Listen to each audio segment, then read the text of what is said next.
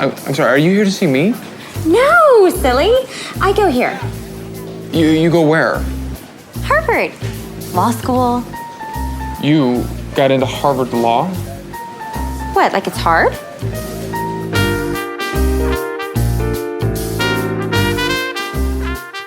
Hello, guys, and welcome to another episode of Hollywood Gold. I'm your host, Daniela Taplin Lundberg, and I'm here with my right hand, Becca Camerata. Hey, Bex. Hi, how are you? Bex, how much did you love that story that Vanessa told, that Vanessa was talking about our pod at a dinner party? And the guest was like, you mean Bex? Like everyone knows you as Bex now? I never thought that I would be any sort of famous, but famous So because of our funny. podcast, because people are actually listening to it and enjoying it. Like, It's crazy. I love it. It's so exciting because we love doing this so much. So I don't know. People are like, oh my God, we love your podcast. And then they start treating me differently. And I'm like, guys, it's just me. Well, it's so just funny me. because like we do this into a void, right? Yeah. Like it's just us like looking at each other when we record these things, and then it's not like we get a reaction from people Totally. live. So it's weird to think about the life that it has after this, right? Yeah. After this moment, you're like, oh, right, we just go about our lives, but like people find this and listen to it, and it's a thing. P.S. guys, go and get that Stay Gold merch. All my family members have bought them, and my YPO group. I just want to give them a shout out. They all bought them this weekend, but they're really wearing them around, and they're so cute. They're great quality. They're really cute. Yeah. And you can get either the ones specifically for the podcast that say Hollywood Gold. Yeah. Or ones that are more for our company in general that say Stay Gold, which is also just a great philosophy for life. Like Stay Gold, stay true to who you are, you know? Yeah. StayGoldFeatures.com. Anyways, we are about to do an epic pod with Kiwi Smith, who is one of the writers on Legally Blonde. And by the way, many movies that I love. This is just the first interview we're going to do with her. But she's going to take us through the whole process of writing Legally Blonde and like the sort of magical story of what that was. And I cannot wait to get going because she is a riot. And, you know, we're working with her a bit right now on something else. So it's just like such a joy to hear her story and her rise. And so let's get going. Let's do it.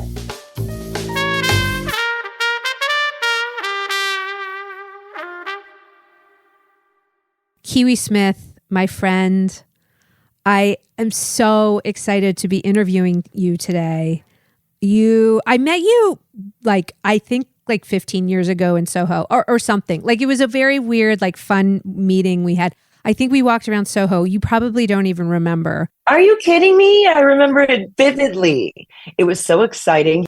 I remember, I think we had a coffee and then we did walk around. It felt like, to me, I never wanted that meeting to end. And I just wanted to be with you, the coolest New York producer. We were a couple young babes, just we were starting out in the bit. You were way ahead of me, but we were just had the energy, you know, we could take on the world. Yes. And I feel like we still have that, even though we're a little bit. We still do.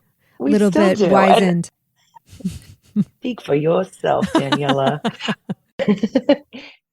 Okay, so Kiwi, we're going to go back into the memory banks of Legally Blonde and how it came to you, the whole arc of this incredible legacy film that, you know, I watch at least 4 to 5 times a year. So go for it. Beautiful. Okay. Well, I remember my writing partner, Karen, and I think our movie 10 Things I Hate About You which was our first script sale and our first thing that was being produced. Amazing. It had been purchased. I can't remember where we were in the process of that, but it was underway, that movie. Mm-hmm. And we were sent by 2 different producers the manuscript for Legally Blonde, which was by Amanda Brown, and it had been circulating in Hollywood. It had been not met with much success from publishers, but it clearly had such a visceral concept, hilarious character, that she smartly found an agent to represent the rights to this unpublished book. So it was unpublished when it was circulating around Hollywood. It was. Okay, and just to back up real quick, did you feel like you and Karen were sort of the hot writers? Oh, yes. Okay. It was a really exciting time. There also weren't that many female writing teams in Hollywood. So we had a little bit of a novelty to us, and we had the good fortune of having 10 Things sell and then also get greenlit pretty quickly after it was sold, because Disney wanted to make a teen movie and they had optioned 2 of them, and 10 Things was the one that they chose. Amazing. So we'd like won that great teen movie lottery of 1998. 98. Oh my God. Amazing. And Kiwi, again, like that movie is loosely based on Taming of the Shrew, right? Like that was like a little bit of a takeoff on Shakespeare, which was that a thing at that time? Did you sort of start that trend, or was that a little bit in the ether at the time? Well, we noticed that Amy Heckerling brilliantly adapted Emma into Clueless, and that was a huge hit. And then Romeo and Juliet was in production. And so Karen and I had written one script that didn't go well together. And we did consciously decide we want to do a teen movie and we should adapt a classic the way that Amy Heckerling did. So we were following in her brilliant wake through and through. However, it was before the days of the IP craze. I don't even think that word was being used. You know, we were saying like looking for a myth or a fairy tale or a fable, you know, like we used ancient words like that. And we went to libraries and we read Cliff's Notes and we asked all of our friends, and it was like a 3-month, very serious process to try to find what would be the best thing to adapt into a teen movie. Fortunately, I went out for drinks and one night with a buddy of mine from college named Rich Jones, and he was like, "You guys should do Taming the Shrew, yo." And I was like, "Rich Jones, great idea. That's the one." So anyway, love Rich Jones. Okay. Okay, so that's sold. We'll have to do another episode just on that one. Yeah, I know that. I know. Amazing I'm getting cast. really we distracted. could totally go down a rabbit hole, but we could cut to Amanda Brown. Yeah, good things were happening to us. Donald DeLine had moved from Disney to Paramount. He gave us a blind script deal as part of his producing deal at Paramount. That was really exciting. And what a beautiful thing. You have this guaranteed opportunity, truly like a, what? That, I mean, we didn't know what a blind script deal was. It's like he wants to give us one of those. And very exciting. So his executive, Donald DeLine's executive, sent us the manuscript for Legally Blonde. Her name was Jane Park. She said, "This would be perfect for you." And like maybe a couple of hours later, another executive who worked for Mark Platt also sent us the manuscript for Legally Blonde and said, "I think this would be perfect for you." Wow. So we read it and we told both producers that we really loved it and saw a movie there. And I mean, how could you not? The concept was so great and the character was so great. And there was a lot of plot to follow in the story. Amanda gave us a whole runway. But it was fictional, right? It wasn't like based on her life or anything? It was a novel. Yeah, okay. It was a novel. And there was maybe some chatter that it was inspired by her adventures. She went to Stanford, actually. Okay. So the book was set in Stanford, not at Harvard. Okay. So she was a sorority girl from LA who went to Stanford Law School. Amazing. Oh my God, I love it. Yeah.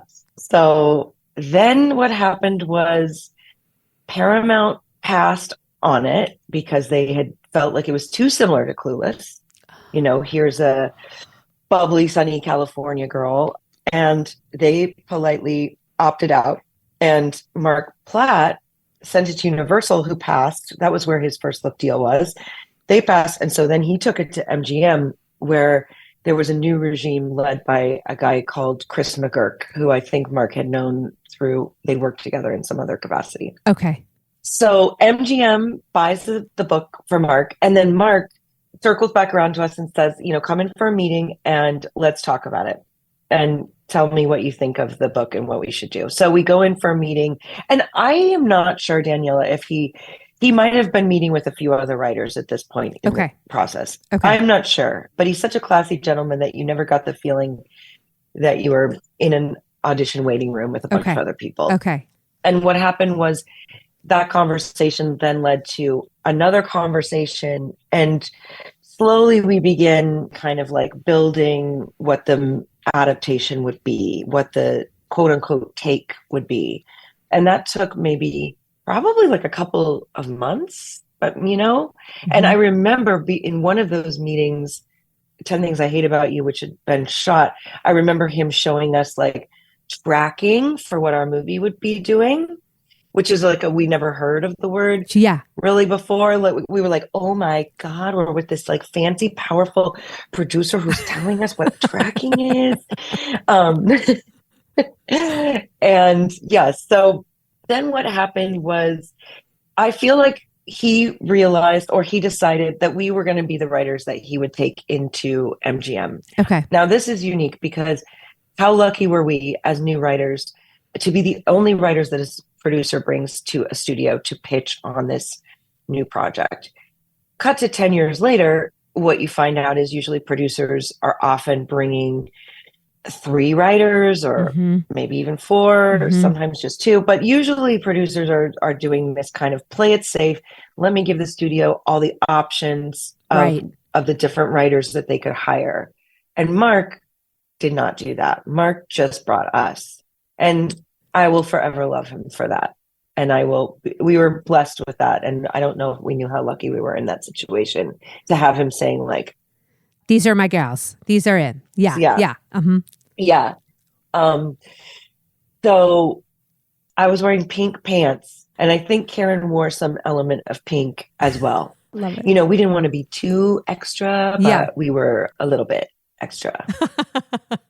So we went in and we did our take. I mean, we were so nervous, and then Mark said it went great. And then very quickly after, they made our writing deal to write the movie. And then we began writing the script, and we began, I mean, like the best development process I think I've ever had with a producer. He was just so in it with us and had such smart, surgical, fun ideas and never gave up on us, never wanted to replace us, never did replace us. When we turned in the first draft of the script, he really liked it. We did a few rounds of notes with him before he gave it to the studio, maybe like 3 drafts. Then we gave it to the studio. Then they had some notes. And then I remember like late in the process of this is good, this is feeling good, feels like a movie we can make. Mark felt like there was a set piece that was missing in the second act. He felt like the whole movie was there, except there needed to be a set piece. So we spent about 2 weeks pitching the most terrible ideas for what a set piece could be. Oh, and he also was like, there needs to be more of a B plot leading that will generate a set piece. So we had all of these ideas like Paulette is maybe dealing with some kind of immigration issue. Elle has to help her solve that. Or the nail salon is robbed in like really terrible. But I think it kind of became clear that the B plot should be around Paulette, because that was outside of the law school environment, and it just gave us a world that felt a little different. So we were kind of at wit's end. We were like, oh no, we're never going to be able to figure this out. What is this B story? What is this set piece? And then one night we went to Peninsula Hotel. We had a drinks meeting with someone. I cannot remember who. But after the drinks meeting, we were like, oh my gosh, what are we going to do? And I was like, we ordered more mojitos. And then we started talking, oh, what if Paulette, maybe it should be a romance set piece. Like maybe Paulette's got her eye on the UPS guy. And I can't remember which one of us was pitching what at this point. But I do remember that maybe Paulette does something to get his attention. Elle could teach him something to get his attention, with UPS guy. And I jumped up and I was like, she should do the bend and snap. No, stop. And I did it in the lobby of the L'Hermitage. And Karen was like, oh my God, that's just so ridiculous that this has to be it. So wait, Kiwi, did you come up with the bend and snap like just at the moment, like in the moment? Yes. Thank you, L'Hermitage mojitos. Oh my God, that's iconic. They should give you like a Lifetime Achievement Award just for that. That's incredible. You've inspired so many other films and scenes from that. Yes. Okay. So then Mark was like, we said, we think we have an idea. And Mark's like, well, come to my office and pitch it to me. So we go to his office. He's sitting in his like comfy chairs, and we pitch out like, okay, here's our idea. Paulette, UPS guy. Elle's going to teach her kind of how to get the UPS guy's attention. And then I leap up and I'm like, and she does the bend and snap. And Mark is just like, oh my God, what did I just watch? And then he laughed. And what was crazy though, Daniela, was then when it came time to choreograph this number, Mark was like, they hired this choreographer named Tony Basil, who had famously just done the choreography for Bring It On. Oh. And she also sang the song, Oh, Mickey, you're so fine, you blow my mind in Mickey. So she's kind of like an 80s icon. She gets hired to do the choreography, and Mark's like, you're going to have to go over to her house and show her the bend and snap. So I do. I go over to her house. I'm like, I am in the presence of this like amazing, witchy, cool goddess, pop star, ballerina lady. She's like a go-go dancer in the 60s. She's so wild and cool. And I do it for her, and she's like, oh, I like this. I show me the step again. She called it the step. And then she's like, do that again. Oh, you got the little chicken wings. I like those little chicken wings that you're doing. And then somehow I think that led to me going to a rehearsal and like showing other dancers this. I remember vividly being in a studio on Fairfax and Wilshire showing dancers. And then also I remember Karen and I going on another day and watching Reese and Jennifer Coolidge build that choreography. At this point, Robert Luketic had already come onto the movie. So You'd been phased out as the choreographer at that moment. Yes. In my experience, it has a 98% success rate of getting a man's attention, and when used appropriately, it has an 83% rate of return on a dinner invitation. Wow. It's called the bend and snap.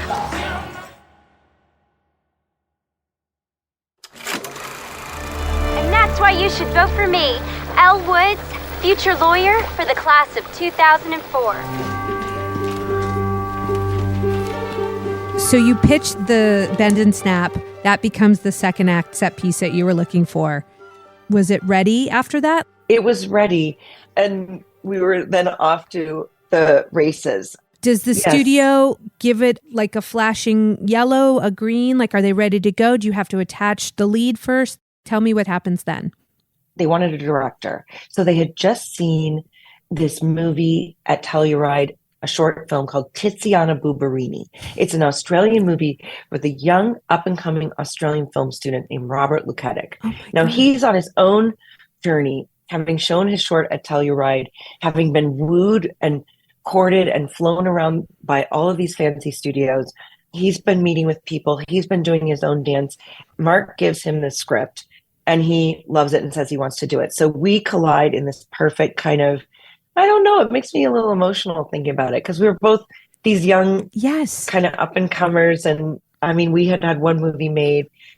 I don't know. It felt really magical meeting him. And he was only like 27 and so just like filled with light and energy and ideas and pop and sass. And we ended up going to take him to UCLA to go to sorority row so that he could like understand the American Greek system, which he was unfamiliar with. So we bonded with him in that way. Okay. He also, when he came on to meet with Mark and to talk about what he wanted to do in his visual take, he had the idea for the opening sequence. He really wanted to open the movie with this kind of ballet of a girl riding a bicycle through this Greek system, this like fantasy land. And we follow her up to Elle's room and she delivers this invitation. And that's how we like find Elle in her room. Because I think in our original draft that he'd read, she was just like in her room. We didn't have like a cinematic opening the way that Robert designed it. So that was a really cool addition that he brought. That's cool. Then there was like the casting conversation. And I remember Mark would call us and say, what about this person? And, you know, we were not producers on the movie. But he kept us very in an inner circle in a way that was, I love that. Deeply wonderful. Yeah. The name Britney Spears was briefly floated. Ooh. Yep. Post Crossroads, I think. But then Election had just come out. And once we talked about Election and we talked about Reese, it was just like, I don't even think the script really was ever physically sent to anyone else. There was maybe loose conversations about people conceptually, but it just felt like, oh my God, this is the woman to play Elle, because she's so smart. And at that time, she'd done Cruel Intentions as well. Oh, at that time, she'd also gone to Stanford, and she'd done 1 year of Stanford, and she'd come back and to focus on acting full time. Did not know that. That is crazy. Okay. And it was just so wild because everyone was like, she's really smart. She went to Stanford. It just makes you realize the sort of sexism of the industry at that time. That, oh no, there's only one really smart woman. Right. But she's actually smart. Yeah, she's actually smart. Mm-hmm. And she's actually funny, and she's actually beautiful, and she's all these things. She had just had her first child, Ava, and she'd maybe done an episode of Friends after giving birth. Am I getting this right? I really need a fact checker right around this. But she hadn't committed to her next leading role post giving birth. Okay. This just felt like this was going to be a very big deal and just the perfect fit. And she then read the script. We had not met her. She met Mark. They went to MGM together for her to have a meeting there with the executives to talk about it. And then they loved her and she was hired. From your perspective, was your impression that she was very eager to sort of take on the mantle of romantic comedy queen? Because sometimes actresses are like, oh, I want to be more serious. Do you have any sense of that? I mean, it's more clouded by reading interviews with her in the subsequent years, probably. But I do think she saw it as an opportunity to lead a big studio comedy and just kind of step up into a next level. Because she had done Election, which was a studio comedy, but it was a dark comedy. Yep. And she had been in a few teen projects that were, Cruel Intentions was a hit. She'd been in Pleasantville. That was a massive New Line movie that was a hit. Oh, totally. Love that movie. Such a great movie. So she'd done a movie called Nobody's Fool with Paul Newman. Yes. I mean, she'd been consistently doing all of this amazing work, and she peppered it with indies. The movie that I was obsessed with her performance in was called Freeway, which was a 90s, really pitch black, dark take on Little Red Riding Hood, where she plays Red Riding Hood, and she's a white trash Southern girl, and she gets picked up by the big bad wolf played by Kiefer Sutherland, and then proceeds to go on this kind of crazy kind of semi-killing spree. Yes. I totally remember that. And then she did another movie, I think it was maybe called Fear, with Mark Wahlberg. Oh my God. And Alyssa Milano. Do you remember that one? Yes. But I sort of remember her doing all sorts of interesting things, some very complex. Yes. This felt like a real choice to be all right, we're going to own this studio comedy. And that feels like the smartest career decision of her life. But it wasn't so obvious maybe from the choices she had been making. Yes, she had all of these incredible, interesting movies under her belt. Yes. And had all the comedic chops and the dramatic chops. And I'm just happy she wanted to do it. I know. So then what happened? Do you remember the casting process from there on in? Because everyone was so perfectly cast. Jennifer Coolidge and Selma Blair, and just a great, great cast of characters. I do remember meeting Reese for the first time. We went to Chateau Marmont, and she wanted to give us some notes on the script that she had. She had a couple of really great notes. One was to specify the sorority girls, Serena and Margot. She felt like they were both feeling a little bit the same, and she wanted to make sure they felt different and unique. That was one note that really stood out to me. And I think she had another very smart surgical notes. And that was really exciting. And I don't even remember Mark being at that meeting. Just the three of you. Would he just? Maybe I was just so dazzled by her that everything else disappears in my mind. But that was the level of trust that he was giving us. I love that. Okay, so then, this was a major thing. Christian McLaughlin, who was the executive at Mark Platts, who had found the book, let us know that apparently Stanford was not going to give us permission to use their name in the movie. Oh my God. So it was a little bit like an, oh no, oh shit, what are we Oh going my to do? And so in the deep background, now I don't remember this as vividly, but I know for sure what happened is that apparently there's this manager who's an amazing manager named Alyssa Vredenberg. I love Alyssa. Oh my God. Yes, I just Alyssa's went to the great. Madonna concert So- with her like 3 weeks ago, Kiwi. I'm not even kidding. What? I'm not even kidding. Oh my God. Yeah. Okay. It's crazy. Go. Alyssa somehow is in touch with Christian, and somehow Alyssa suggests Harvard. Well, she needs to be on the pod. Could you just do a separate little micro interview? Yes, I will like phone her in. Right into Yep, this. phone a friend. Okay. Mhm. She is the person who somehow manages to get Harvard to agree to be the school in the movie Legally Because Blonde. she went to Harvard Law. Yes. Oh my God. So somehow it's like she knew Christian or was talking to him, and then anyway, so we have Alyssa Vredenberg to thank for the most brilliant stroke of movie making luck, which is that now the movie isn't about a girl going to Stanford Law School, which is just 5 hours away from LA. Now she's going to Harvard Law School. I love that. I love that layer of it, by the way. It was like so much more interesting, I think. Yeah, Like the whole East Coast preppy thing. yeah, she's way more of a fish out of water Yes. in it. It serves the story so much better. You know what it reminds me of, Kiwi? When E.T. tried to get M&Ms to be the official candy that E.T. ate, and then M&Ms said no, and Reese's Pieces became the official candy of E.T. that he ate. And it was like the greatest happy accident ever. I'm so glad Stanford said no. Wow. Yeah, yeah. That's the wild thing about making movies, right? Yeah. Is that sometimes you just have to trust these accidental things that happen all throughout the process, whether you're losing a location or a cast Totally. or availability. Mhm. And sometimes it lines up in this alchemistic way where you get a beautiful result, and other times it never really quite course corrects. But we won't talk about those things in this podcast. And frankly, for this movie, Legally Blonde, it all felt charmed like that. Yes. Everything felt like it was flowing in a direction that was only serving the movie. So did you have to do a big rewrite when it became Harvard? Not really. Not as big as trying to find a B plot and inventing a second X at B. The Harvard change seems pretty easy. So then what happens after Reese? Joseph Middleton is brought on to cast the movie. Okay. He cast Josie and the Pussycats. I think he was like the universal casting guy. He cast American Pie.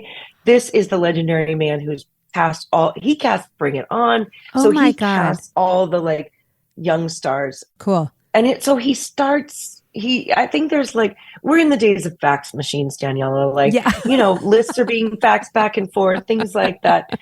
Karen and I somehow we get his number and start faxing him, and we start, and he's like, please go away.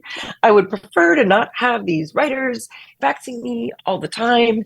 And namely, we were like really excited about the role that we thought of, the Emmett role, which we, at one point, I believe we've written it into the script as Luke Wilson. Like his name was maybe in the script. Like we just wrote it for Luke Wilson.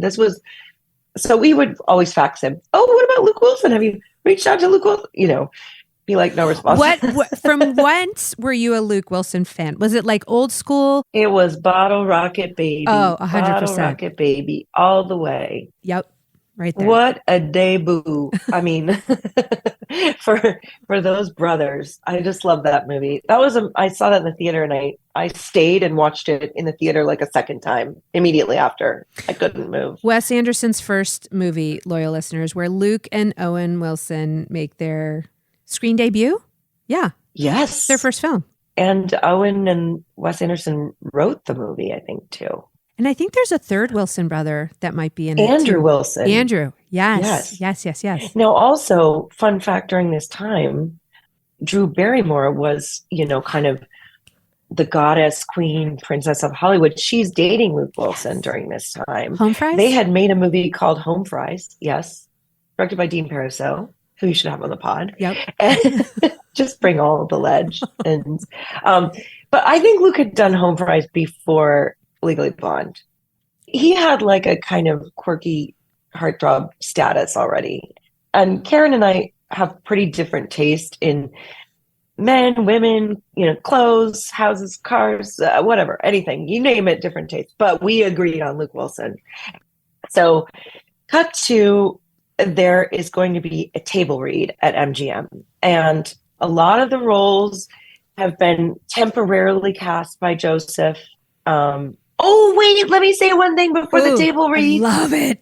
So Robert had a beat in his bonnet. He wanted to cast Chloe Sevigny as Vivian, and Chloe Sevigny, he met with Chloe Sevigny, and Chloe Sevigny did not want to do a big commercial popcorn movie. She wanted to stay in her indie Fred lane. So enter Selma Blair, who was so great in so the good. film. And Reese had worked with before, right? Like they had done Cruel Intentions. Yeah. Oh, they were super close from Cruel Intentions. And I think that might have been maybe like Reese's idea. Or so again, I'm not sure how that happened, but got to the table read. And I'm not sure if Selma was in the table read. The only thing I remember, I'm pretty sure that was there a guy reading the Emmett part? There was a guy reading the Emmett part who wasn't probably going to end up playing Emmett. And then after the table read, which went amazing, and all the studio execs were there, and there was so much laughter and so much delight. And it just felt like, wow, this is the movie coming to life. It was really cool. That does not always happen. Really? We just interviewed John Glickman about While You Were Sleeping, and it was like the worst table read of all time. And like 2 of the actors tried to quit. Oh, no. Wouldn't that just be horrible? Yes, that would be horrible. Okay, but yours was a success. It was a success. And I wish I remembered more about who exactly was in this table read. But I just remember that after the table read, everyone was on a high. We meet Joseph Middleton in person for the first time. He's like, hi. We're like, that was great. He's like, that was great. Suddenly we're like, okay, we're not these annoying people. He's like, hey, what's up? We're all feeling good. He's like, so what do we think about the Emmett role? And I really like Gabriel Macht. And we're like, we watched that audition. And Karen said something like, Gabriel Macht is so hot that it looks like he's going to drop to his knees and immediately start going down on Elle right away. Like the sexual, it's like he's way too hot for this role. She said something very and he laughed. He loved it. And we're like, what about Luke Wilson? And he's like, Luke Wilson? That's a really good idea. It's like the faxes had just gotten thrown in. He just was throwing the faxes in the trash. I don't know. Bless him. I mean, I probably would if I were him too, because he's way better at casting movies than we were. But he's like, that's a great idea. Let's do it. And so then all of a sudden he makes an offer and then it happens. And I think Luke maybe meets with Reese or talks through. I don't know those machinations, but it was just like, woohoo! Oh my God. So did you tell Luke your role in him getting the role? I don't remember saying that. Oh my God, I would dine out on that story all the time. I think we did say to him, this has always been in our mind, the Luke Wilson role. Okay. So I think we said that to him and he responded with kind of a, cool, that's cool, like something like that. And then very low key, we weren't sure what to say after that. Yeah. And then he would just kind of go and read the New York Times and we would be like, oh my God, that's Luke Wilson. So he wasn't like there wasn't a lot of verbal sparring going on with Luke on set. No. Okay. No. But there was everything else. He was giving all of the wonderful Luke Wilson-ness. Oh my God, he's amazing. He's so good. And he and Reese got along great.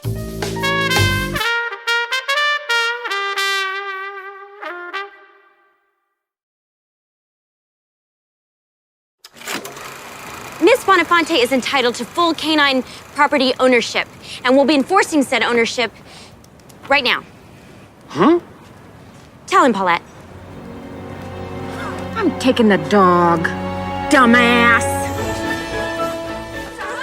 Okay, so but before we get to the being on set part, now we go back into this Rick Kidney, the line producer, who does this incredible thing as we're starting to then build up and firmly cast the movies. Well, first of all, he gave us with Robert, he asked us our opinions about a lot of like Serena and Margot. We fought really hard for Alana and Jessica Caulfield. There were other actresses who were about to get offers that I'm not going to name them on this pod. Okay. But we loved Alana and Jessica so much. And Rick did this really cool thing where when rehearsals started, because he built in a time for there to be like maybe a week of rehearsals with Reese and Robert and the other cast members, Rick said to us, I think you guys should come to rehearsal. And it was in like Sherman Oaks in this bank building where we had the production office.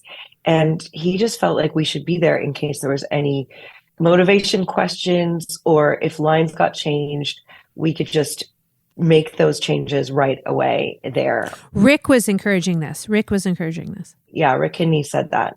Then he asked Robert, who was a first-time feature filmmaker, is that cool if Karen and Kiwi come? And Robert said, sure, great, no problem.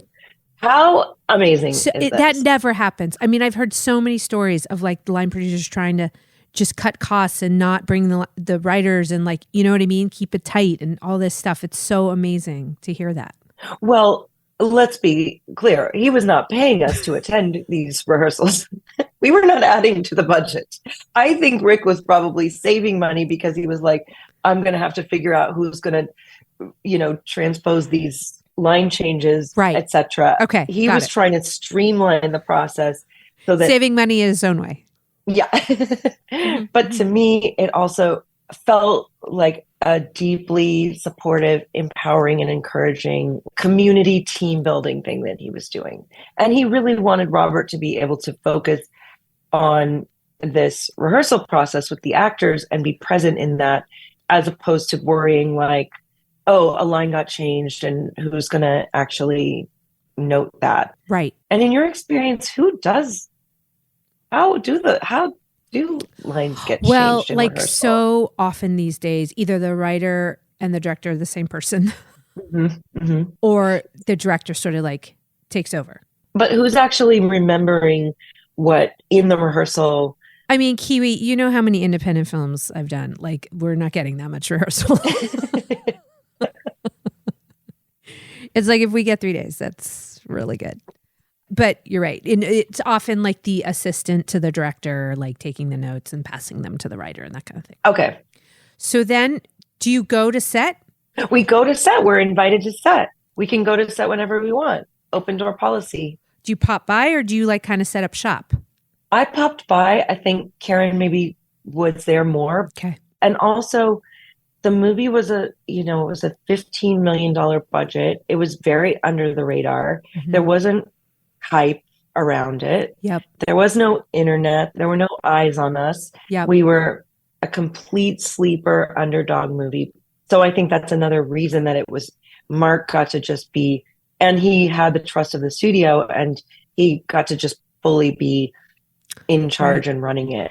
And he really did trust he trusted Rick Kinney, the line producer. He trusted us. He trusted Robert. Right. And he knew that he had an excellent creative partner in his star, Reese Witherspoon. Yes. And he had also made My Best Friend's Wedding as a studio executive. And on that film, he forged a really close bond with Julia Roberts. And I think he knew in his heart, like, this is how it works. Like, I'm going to team deeply with my star and she and I are going to lead kind of, So did you feel like Reese was a real leader on the set? Yes. Like she was setting the tone and like she knew the job? 1,000,000%. Yeah. She was just so A+ on her game. She was like setting the bar of excellence in every level. And, she had to do a lot of crazy things before those things happened. Like she had to get her hair tested to be the perfect shade of blonde, Right. She had to get her bikini body ready after having a baby. Oh She had to do a lot of like kind of external bullshit. Right. But also, creating the character. That's a part of it as well. And like she was very nervous in that bikini scene where she pops out of the hot tub and says, I'm Elle Woods, Yeah. That was stressful for her. She wasn't that kind of like presentational, here's my body kind of actress. And not that there's anything wrong with that. That just wasn't her style. she was key in hiring Sophie Durakoff-Carbonell to do the costumes. And Sophie was like a fashion editor, like a magazine editor or something. And this was her first gig doing costume design. And I mean, the costumes were spectacular and very risky. Yeah. They were bold choices. And so I feel like hair and costume, those were really big key roles on the movie. Oh, I will say one thing before we get to that is at the wrap party for the movie, we met Amanda Brown, the author, for the very first time. Oh my God. And we had never been allowed to really talk to her because I think there was concern that she might, I don't know. Okay. That's a really weird thing with, producers sometimes. Well, I think we were post Anne Rice. There was this thing where Anne Rice had these books, Interview with the Vampire, and she famously had approvals, and she went in there and messed everything up. Yes, and so yes. Hollywood's very gun shy about authors having too much control. But anyway, we meet Amanda and she was like, oh my God, I love what you guys have done. I love the script. You're brilliant. And she was so sweet and is still a friend to this day. And at the wrap party, Matt Davis, who plays Warner, had just come off making this Joel Schumacher movie. And he brought his co-star to the wrap party, a young actor from Ireland named Colin Farrell. Colin Farrell was at our wrap party. It was crazy. He'd done this movie Tigerland. Was that what it was called? Yes. With Matt Davis. Anyway, so Colin Farrell was there at our wrap party, which was quite a small event in this bar on Wilshire. And now I'm getting really derailed. Okay, so the movie comes out. Wait, I thought you were about to tell me that Colin Farrell and Amanda Brown hooked up or got married. No, that okay. They're that would be so cool. I'm not sure who Colin Farrell made out with that night. It was probably someone I'm unclear on who. I do remember I remember hearing he was fun. He was like the Lothario of the town. New to LA. Mm-hmm. New to LA, and LA loved him back. So when it came out, I just want you to describe that feeling and how things changed for you and changed for Reese. And it was just it was such a cultural moment and it changed the business a little bit, I feel. Yes. So the movie was opening against a movie called The Score with Robert De Niro and Ed Norton. Yes. And I think there was maybe two other movies that were pretty male dominated that were opening at the same weekend. And I remember the lead up. We were really sad because there were only 2 billboards for the movie in the entire city of Los Angeles. Dude. And we would say to Mark, Mark, why aren't there more billboards? We would love to go take our photos in front of the billboards. And he's like, girls, outdoor advertising is just narcissism for the business. He didn't really talk like that. No, but I get it. But he said that the money needs to be spent on TV spots, not on billboards. So that was his POV. He was correct. I will say there was a brilliant marketing PR department at MGM led by Eric Kops and Adam Keane.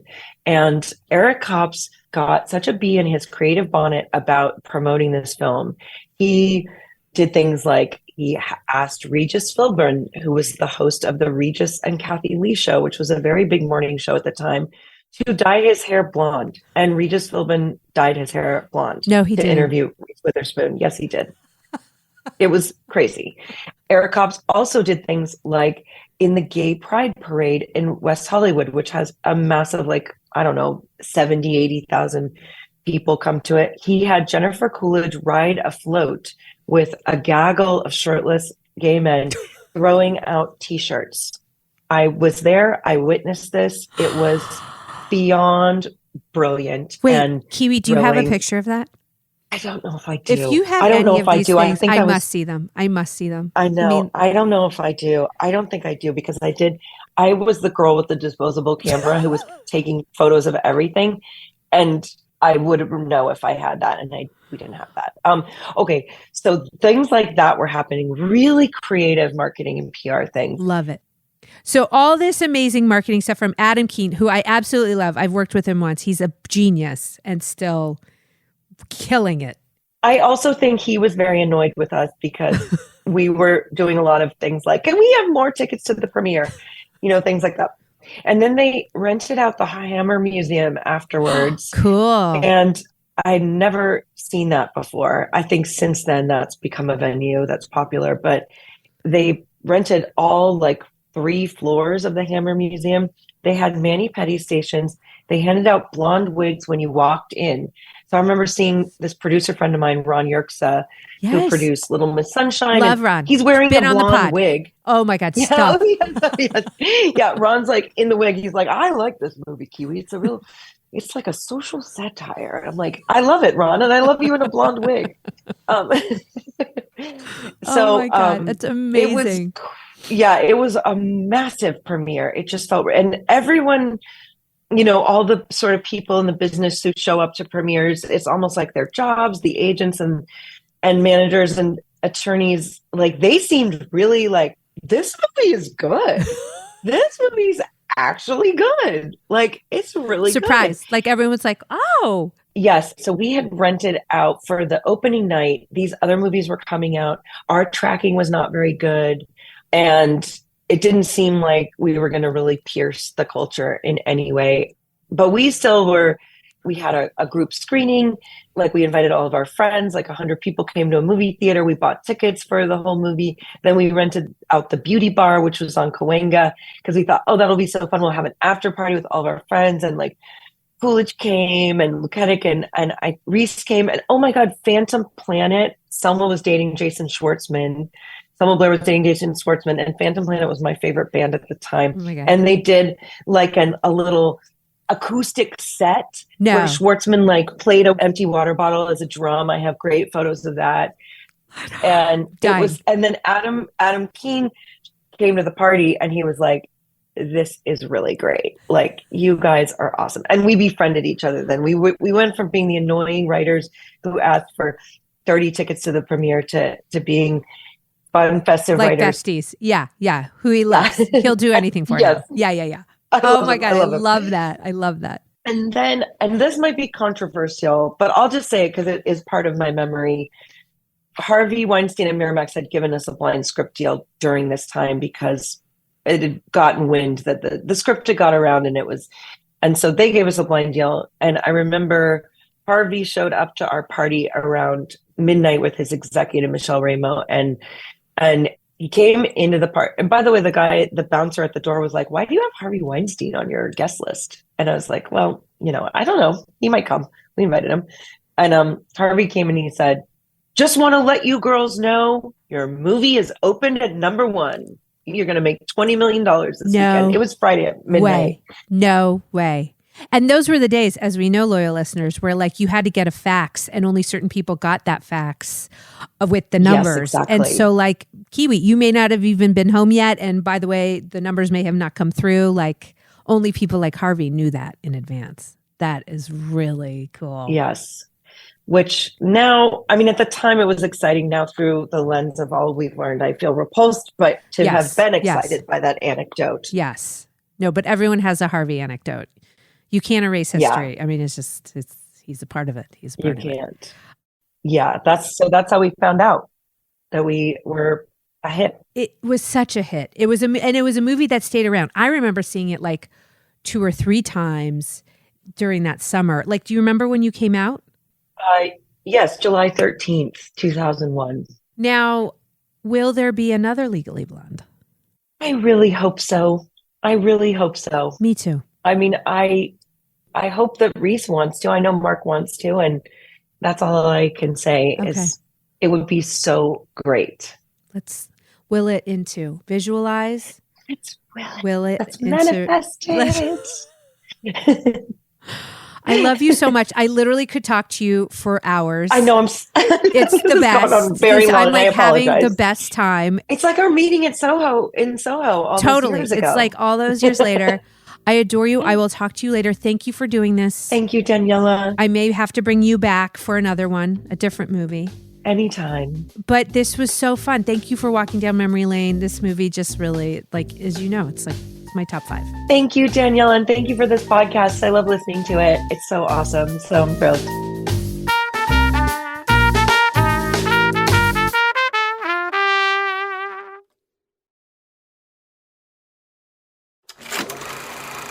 And most importantly, you must always have faith in yourself. Congratulations, class of 2004. We did it! So Bex, Kiwi Smith, just the best. I can't wait here for some like visual little moments from the pod to start to hit the internet. Yeah. Because she has such a incredibly unique, cool look. She's one of these people that like when you're in a room, you're just like, this woman has a lot to say. And she's got like a whole vibe and she's so cool. And whenever she enters a room, like people are like, who's that? You know? Her energy is infectious. Yeah. I've never been that person. I've always wanted to be that person. I always have to like stand next to Riva for people to remember me because Riva's got this amazing hair, or you know, I'm just like a sort of typical blonde redhead. But anyways, she's incredible. I loved her story so much. I want to know what really stood out to you. Well, there were a couple moments. I love this movie so much. I watch it multiple times a year. Whenever Same. it's on TV, I just have to turn it on. Like, it's such a classic and like really cemented that era of female empowerment movies, like this wasn't a rom-com, but it felt like one, Yeah. So anyway, this movie just has a very special place in my heart. So it was fun to hear Kiwi talk about so many different aspects of it. One of the things that I loved the most was hearing about how the bend and snap moment happened and how she just totally like made that up on the fly and then had to present it to the choreographer like, this is legitimately how I do these steps in this move. And like, I would have been so embarrassed, and she just owned it and did it for the studio heads. Like, it was just, I loved that. That was so fun. And it's such an iconic moment in the movie. It is. It's like the spontaneous creation of the bend and snap because there was like a moment missing in the second act that needed to be like a big musical moment, right? And it's like, make it like a musical moment. And then Kiwi was just like, well, let's just make a musical moment and tie it in so thematically to the story. I mean, I just think those are like the great moments of writer's genius where it's like, I could never have come up with that. And it did become like a cultural phenomenon that I still reference today. And so I love that so much too. It was funny. I was at a dinner party last night. I was like, guys, get this. Britney Spears could have been Reese Witherspoon's part in Legally Blonde. And people were like blown away. Like the movie would not have resonated. Oh, it would have been so vastly different. But just the thinking about that on so many different levels, right? What would that have meant for Britney? Like, would that have changed the trajectory of what happened if all of a sudden she became like a massive movie star? Yep. Because the like couple of attempts that she made didn't go well. Yeah. Like what if this one had? Yeah. Or what if it hadn't? Because I actually can't imagine Britney in this part. Now I love Britney. Love Britney. I don't think that this was her role. Her calling is not, I don't think, acting. I think her calling is truly music and dancing. I completely agree with that. So it's like this movie could have not become what it became. And I have to say that, Reese Witherspoon, this was a real moment for her to like step up as a leader and a boss and one of the great actresses because she had been in sort of really interesting movies, but a lot of sort of like Cruel Intentions. And then she was in a movie called Fear with Mark Wahlberg. And she was like in a lot of like interesting smaller films, some studio films, but the notion of like stepping up to the plate and taking on this sort of potential franchise on your own shoulders.